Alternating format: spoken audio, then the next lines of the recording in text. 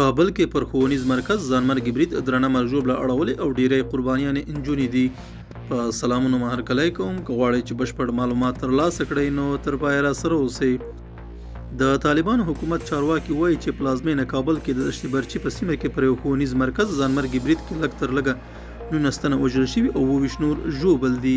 خو د سیمې په یو روغتون کې د وژل شوي شمېر 23 تنه او د ټپیانو لسګونه ښودل شوی دی. په برید کې تر ډیره نجونې وژل شوي دي. د طالبانو حکومت د کورنیو چارو وزارت ویان عبدالنافع ټکور وویل دا برید نن جمعه ګیز نږدې 9 بجې په کاج نومي ښوونیز مرکز داسې حال کې شوی چې د کانکور تمرینی ازموینه پکې اخیستل کېده.